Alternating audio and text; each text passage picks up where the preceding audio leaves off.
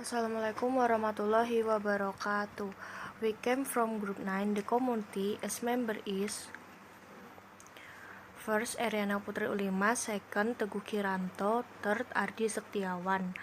I am presenting my resume on the hypothesis in quantitative. The first matter I will submit is the hypothesis in quantitative. A hypothesis is a tentative statement about the relationship between two or more variables. It is a specific, testable prediction about what you expect to happen in a study.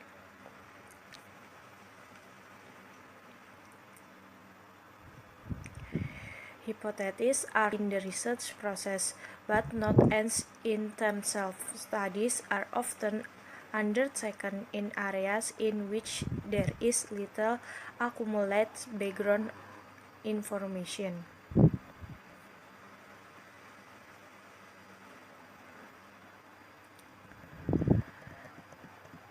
There are two reasons for starting a hypothesis before the data gathering phase of a quantitative study. First, I will guarantee a hypothesis indicates that the research has sufficient knowledge in the area to undertake the investigation. And the second, it gives direction to the collection and interpretation of data. It tells the research what procedure to follow and what type of data to gather, and thus may prevent a great deal of wasted time and effort on the part of the research.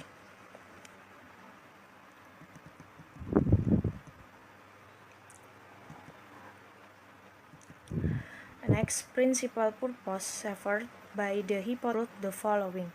First, the hypothesis brings together information to enable to research to make a tentative statement about how the variables in the study might be related.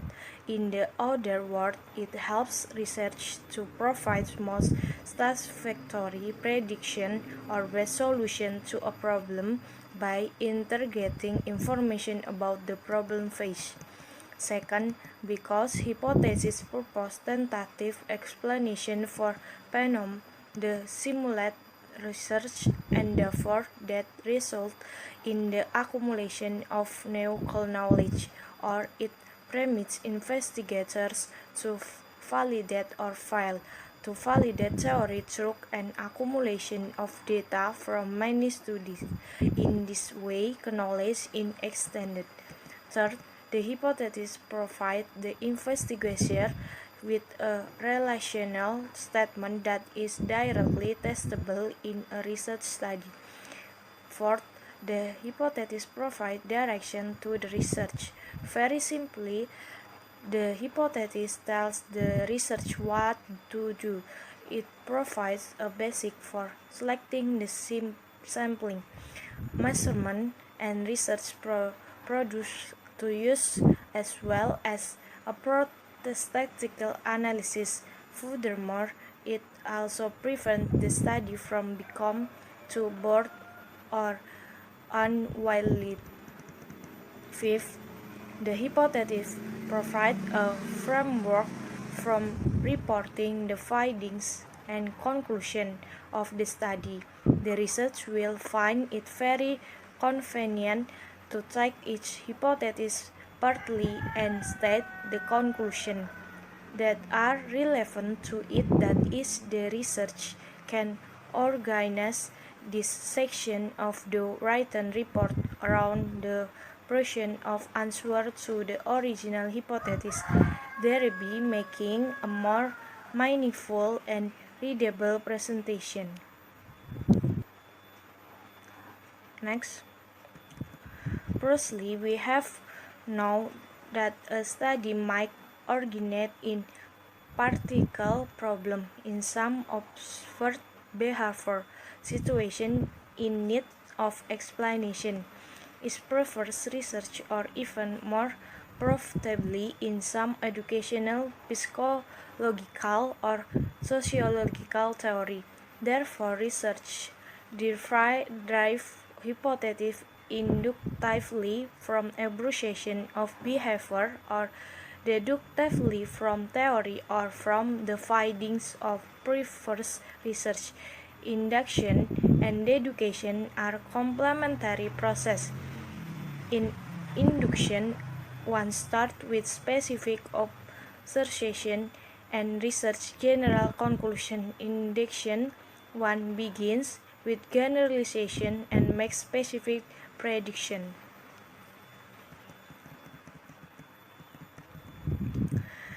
In the inductive process, the research makes observation, thinks about the problem, turns to the literature for clues, makes additional observation, and then formulates a hypothesis that seeks the account for the observed behavior.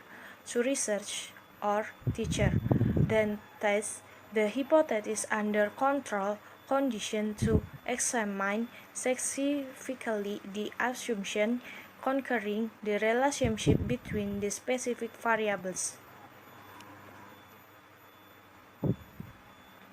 Last, in deductive process, we have to choose a theory of interest, then we use deductive reasoning to arrive at the logical consequences of the theory. If A is true, then we would accept B to follow. Thus, deduction then becomes the hypothesis in the research study. Then we can investigate the hypothesis by examining the change over time to gather evidence, and the evidence gathered will support, contradict, or possibly lead to a revision of social compression theory.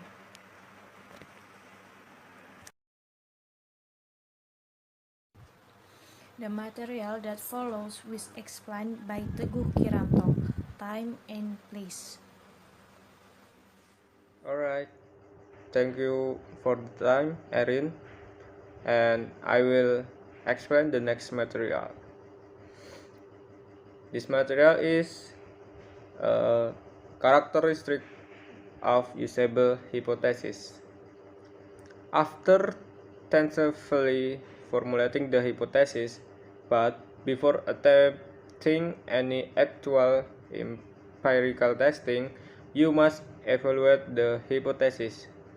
The final word of a hypothesis cannot be judged for two empirical testing, but there are certain useful criteria for evaluating hypotheses. The first is a hypothesis states the expected relationship between variables. A hypothesis should conjecture the relationship between two or more variables. For example, suppose you attempt to start your car and nothing happens. It would be unprofitable to state.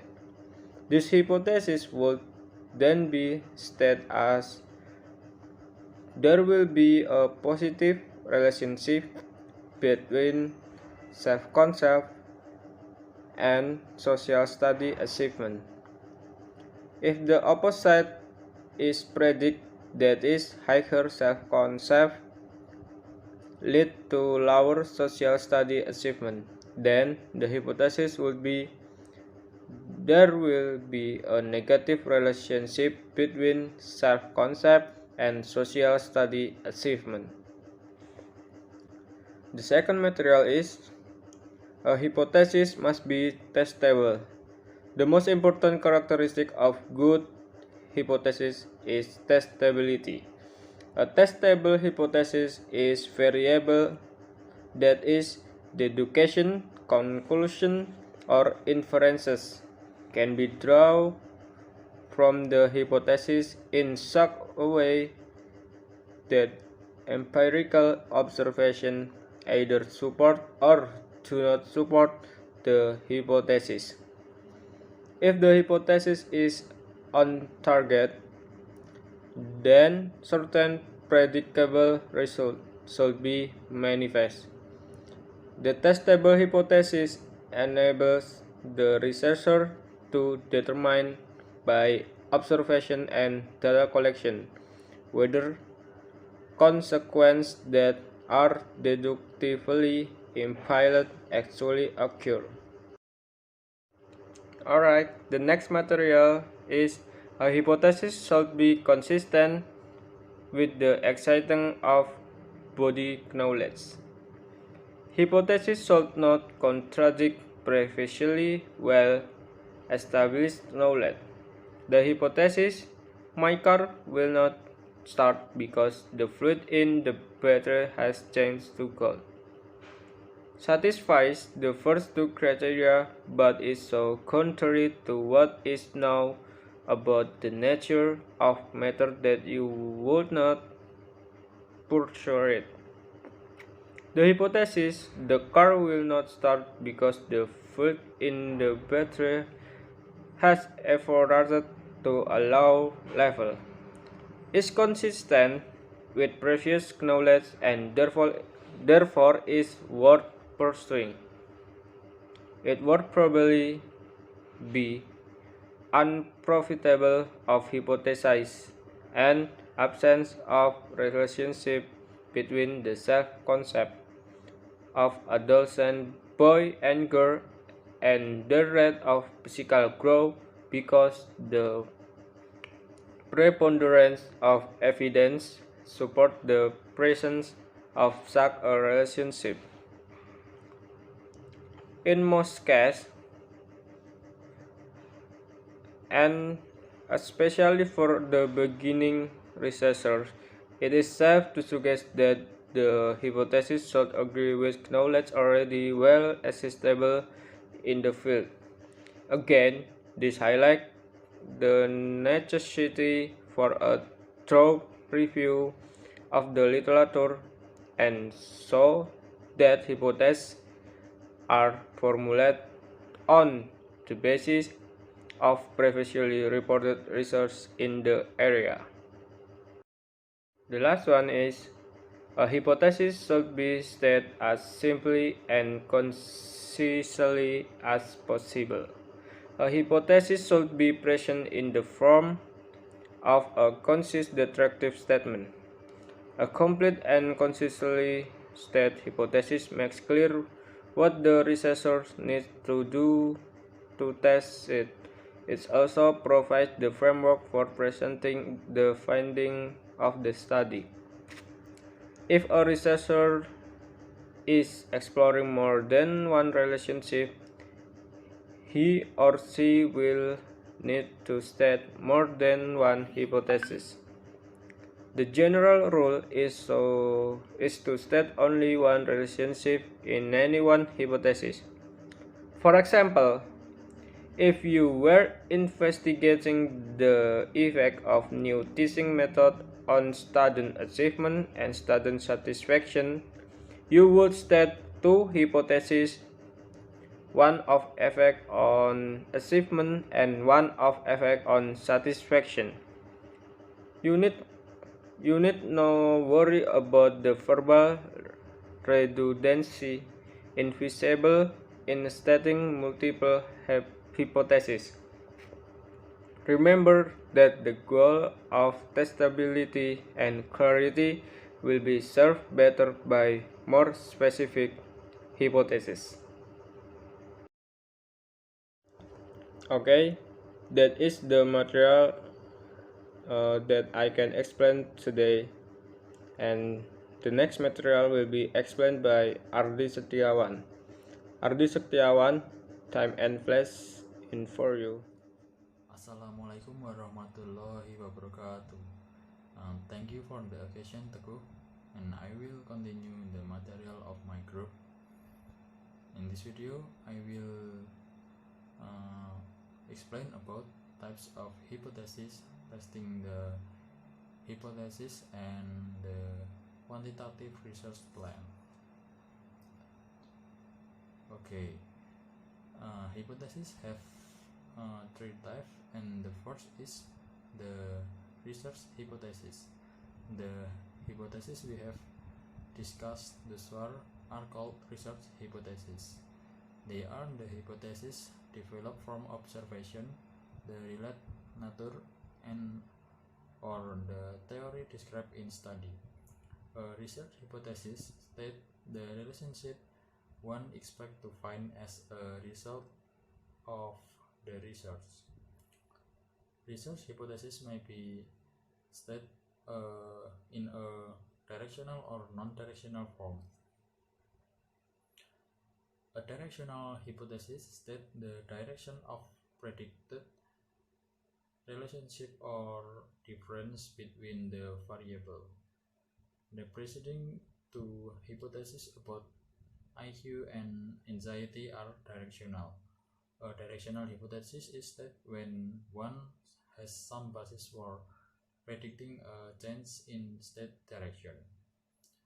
A non-directional hypothesis, in contrast, state that relationship or difference exists but without specifying the direction or nature the expected finding. For example, there is relationship between IQ and anxiety in children. The literature review generally provides the basis for stating a research hypothesis as directional or non-directional. And the second is null hypothesis. It's impossible to test research hypothesis directly. You must find first state null hypothesis. It can symbolize H0 and assess the probability that this null hypothesis is true. The null hypothesis is statistical hypothesis. It is called the null hypothesis because it states that there is no relationship between variable in population. So what is the point of hypothesis? Null hypothesis.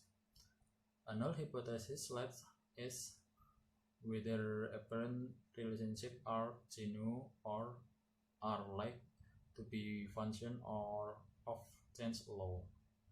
It's that the result of the study could easily have happened by chance. Statistical tests are used to determine the probability that the null hypothesis is true. If tests indicate that observed relationship and had only slight probability of occurring by chance, the null hypothesis become an unlikely explanation and the researcher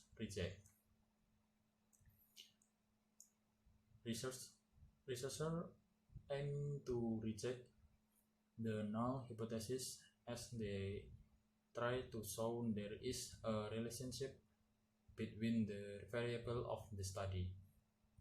Testing a null hypothesis is analogous to prosecutor work in a criminal trial.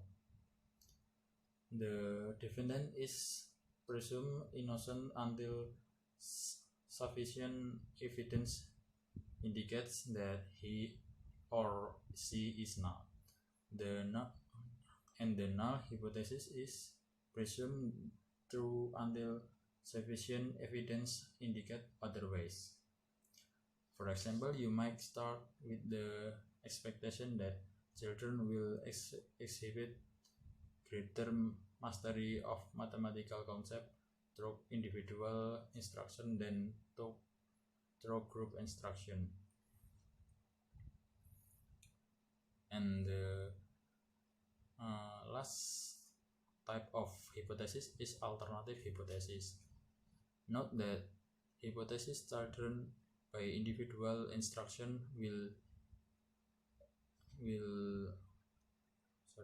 exhibit less mastery of mathematical concept than those taught by group. Instruction proceed a relationship between variable and therefore is not a null hypothesis. It is alternative hypothesis. In example, if the sample mean of the measure of mastery of mathematical concept is higher for the individual instruction student than for the group instruction student, and individual inferential static indicate that the null hypothesis is unlikely to be true. You reject the null hypothesis and tentatively conclude that individual instruction result is greater mastery of mathematical concept than does group instruction. If in contrast, the mean of group instruction student is higher than the mean for individual instruction student, and inferential statistic indicate that difference is not likely to be function of chance, then you tentatively conclude that group instruction is superior. The retention of null hypothesis is not positive evidence that the null hypothesis is true. It indicates that evidence is insufficient and that the null hypothesis, the research hypothesis, and alternative hypothesis are all possible.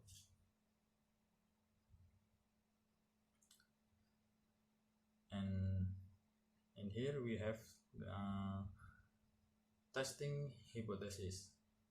Hypothesis testing involves the following step. Step 1. State in operational terms the relationship that should be observed if the research hypothesis is true. And step 2. State the null hypothesis. And step 3. Select research method that will enable the hypothesis relationship to be observed if is there. Step 4. Gather the empirical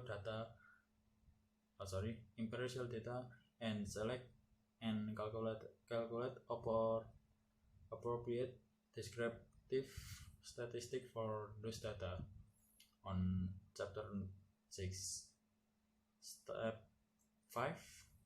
Calculate inferential statistic to determine the probability that your obtained result could have occurred by chance when the null hypothesis is true on chapter 7.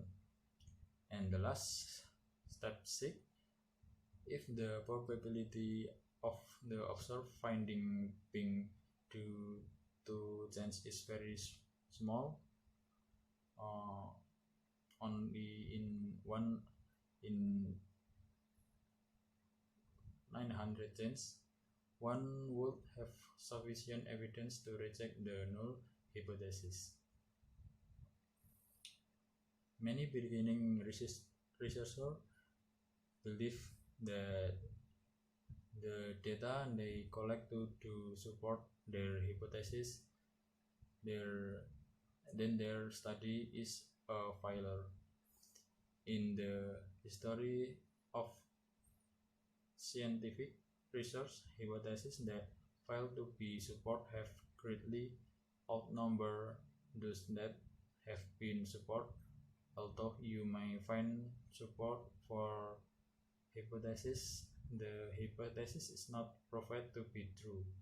The hypothesis is never proved or disapproved. It is only support or not support. The hypotheses are essentially probabilistic in nature, empirical evidence that lead you to conclude that the explanation is probably true or that it's reasonable to be accept the hypothesis, but it never proved the hypothesis.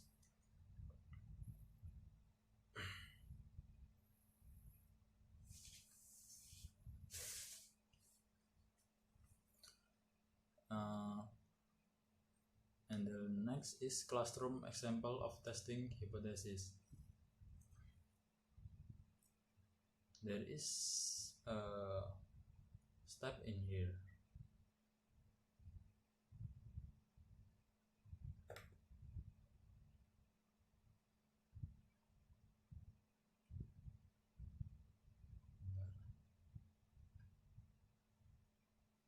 Okay, step 1 is the detection implementation is state as follow. Teacher positive comment on student paper during specified until will result in higher score on the end of unit test for the student compared with student who receive no comment. It is relationship between the two variable teacher positive comment and pupil performance on the end of unit test that will be investigated.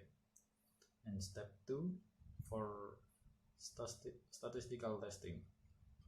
The research hypothesis must be transformed into null hypothesis.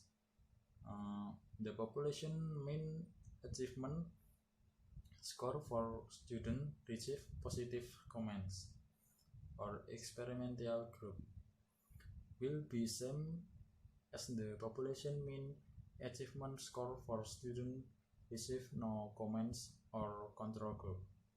Step 3 after getting permission from the parents or guardians for the children to participate, the teacher would select student to be randomly assigned to experimental and control group. For the student in the experimental group, she would write positive comment on their paper,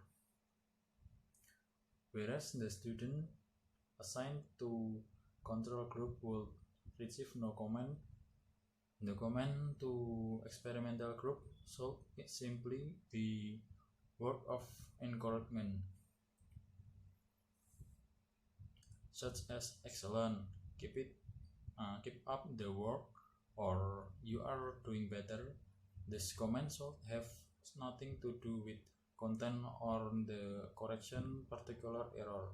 Otherwise, any improvement could be attributed to instruction usefulness of such comment.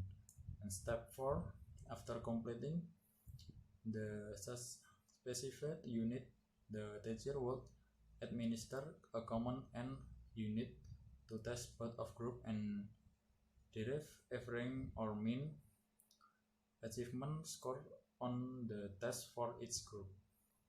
Step 5 inferential statistic can be used to indicate whether any difference in mean achievement score is real or is likely to be merely function of chance. If the difference is not likely to be a function of chance, the research tentatively conclude that it results from the different treatment given to the group.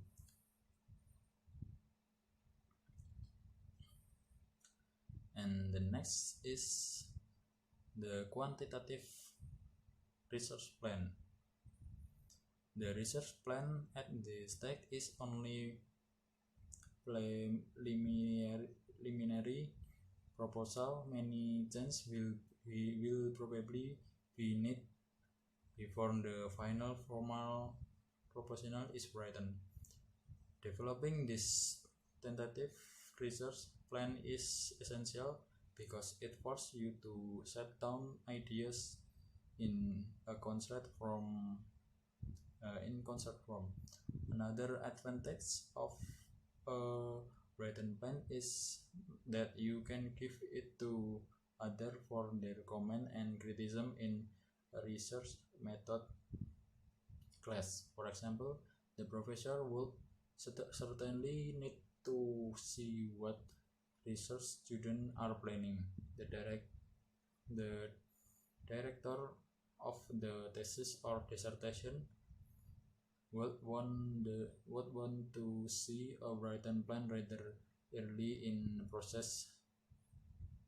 It is much easier for another person to detect flaws and problem in proposal that is written out than it one communicate orally. And research plan should include the following elements. Number one is problem. The plan begins with clear statement of research problem. A quantitative problem asks about the relationship between specified variable include the rationale for the study and brief description of background on of the problem in theory and or related research. And element 2, hypothesis. A quantitative question is followed by concise statement of the research hypothesis. Provide operational definition of variable. Element number 3 is methodology. The section explains how you will conduct the study. Include proposed research design, the population of concern, the sampling procedure, measuring instrument, and any other information relevant to the conduct of study. And the last is data analysis. Indicate how you analyze the data to test the hypothesis and or answer the research question. Beginning quantitative research may find it difficult to write the section because they are not yet familiar with statistics. You may look at the literature to determine what type statistical analysis or the other research use, or you might consult with your professor or expert in statistics.